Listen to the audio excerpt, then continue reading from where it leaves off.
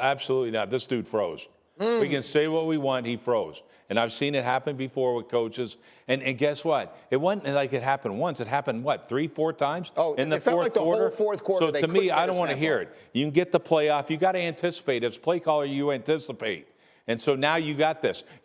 As soon as that thing happens, it's easy to shut off saying, well, it's first down. No, you got to be thinking, if it's short, I'm going to this.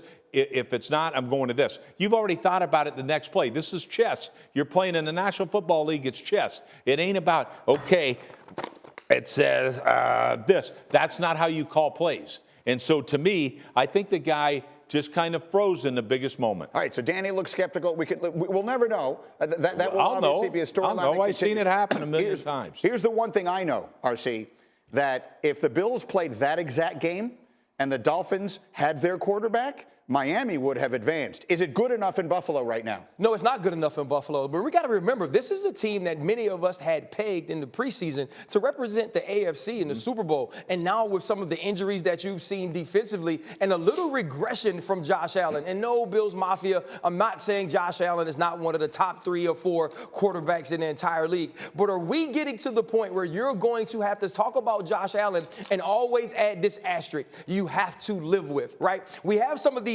great players, and they have these deficiencies, and we say, well, you have to live with that because look what you get on the other side. When Josh Allen is playing against a good football team, when he's playing against a championship caliber football team, he can't turn the football over like this. He can't have a miscommunication with Brown. He can't lock in on Cole Beasley and not get the football there in time or have the connection where Cole Beasley comes back to catch it. He can't not understand that the hot route is in the flat and it's open right now. Take it. It doesn't matter because Eric Rowe is free. Josh Allen has to play better next week. Did he make some of the wild plays that we're used to seeing? Absolutely. But he's also the sole reason the Miami Dolphins were in this football game. Danny, you have tape. Show us Josh Allen.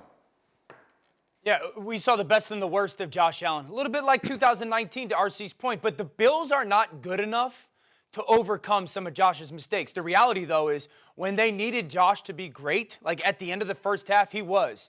All right, so start with Gabe Davis. This is a best release. You have to go inside or outside, whatever gets vertical. Tight end seam, it's covered too. Now what happens is, because he goes inside and gets vertical, Josh pumps that safety to just get him to bleed inside. Now I've opened up that hole on the outside. This is right before the half where they get 3 points. Now you go to third down. He's got a little bit of outside pressure. It's man-to-man. Josh climbs the pocket. What I like is he doesn't take off running. He remains a little bit like a passer, just a flick of the wrist, again, to Gabe Davis. This gets him in field goal range. By the way, they won the game by 3 points. But they were in this situation because Josh was very frantic with his eyes and his feet. Third down, man coverage. Rex knows this. Drop down the safety, just has vision with Josh. Josh hits his back leg. Indifferent to that third down completion, this time he takes off. He's just a runner. He's actually going to have that very similar crosser coming over the middle of the field. Josh was very frantic with his eyes. You know, it was almost too quickly to become a runner versus man coverage yesterday, and I know he's had success with that this season and certainly in the past.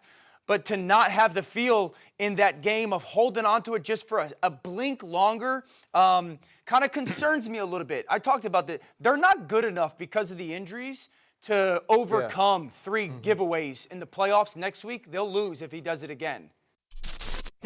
Thank you for watching ESPN on YouTube. For live streaming sports and premium content, subscribe to ESPN+.